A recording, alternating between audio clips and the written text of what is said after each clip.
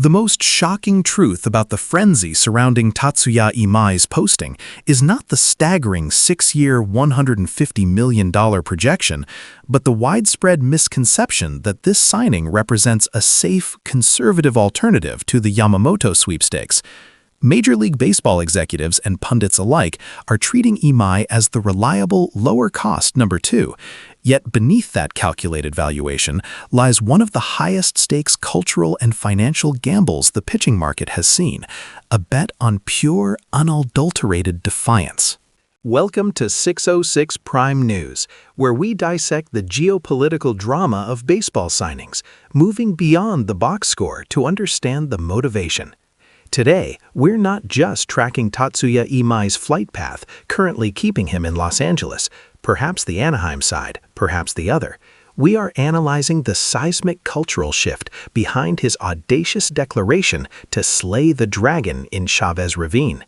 And we're going to reveal why making that statement while physically negotiating in LA is the ultimate power move.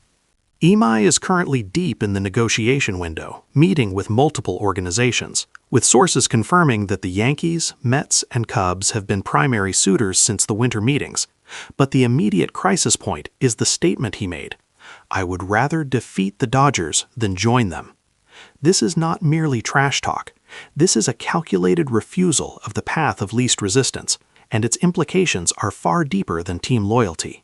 We spoke with veteran scout and analyst Kenjiro, who explained the statistical dilemma perfectly. When you compare him to Yamamoto, the data trails slightly, and that's the sticking point for GMs.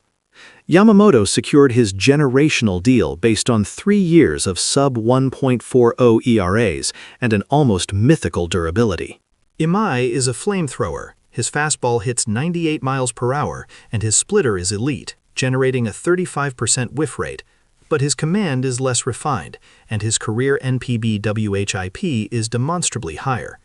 Teams are looking at the $150 million and asking, are we paying for 98 miles per hour, or are we buying instability? This is where the psychological warfare begins, and it's being run by his representation. The open loop we must follow is this. Why is Imai making such a provocative, market-limiting statement while physically sitting in the negotiation epicenter of Southern California? The answer is leverage disguised as personality. The "defeat the Dodgers" quote is pure, unadulterated Boris brilliance, argues Marcus, a former front office executive we interviewed. By publicly taking the Dodgers, the one team with unlimited financial resources, the biggest global spotlight, and the irresistible draw of Ohtani and Yamamoto, off the table, Imai has instantly created scarcity for the remaining high-spending clubs. The Yankees and Mets are now negotiating not just against the contract size, but against each other's desperate need to secure the last genuine ace available this winter. Many counterarguments immediately spring up, mainly that this kind of outspokenness and volatility could harm his long-term market if he fails. The fear is legitimate. If Imai secures this massive contract and struggles, future NPB pitchers, especially those not possessing Yamamoto's impeccable track record, could face unwarranted skepticism and be undervalued. This worry echoes the concern expressed in the Japanese baseball community that long-term contracts for players without proven MLB success are inherently gambles. But we must skillfully refute this narrative. Imai is not being valued based on historical performance.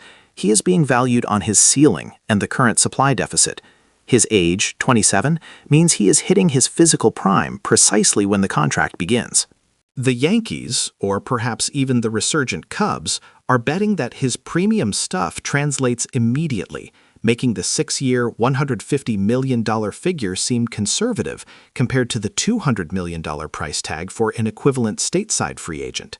The climax of this negotiation is not about the final dollar amount. It's about the location that best fuels Imai's profound need for confrontation.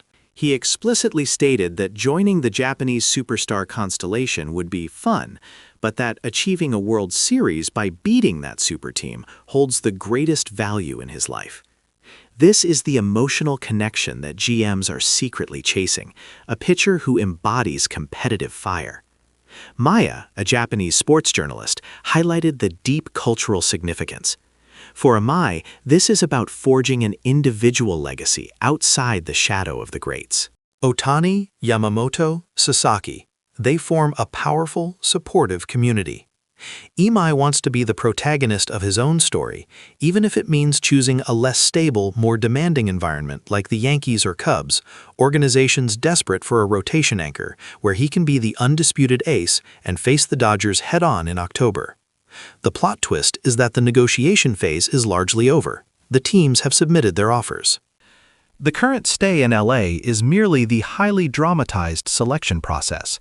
Imai's agent isn't flying him around the country, he is forcing the final suitors, likely the Yankees holding a potential 6-year, $160 million final offer, to finalize the deal under the psychological weight of Imai's public commitment to being a champion slayer. He manufactured his own conflict, escalated the bidding, and now stands ready to sign with the team that respects his ambition to dominate rather than cooperate.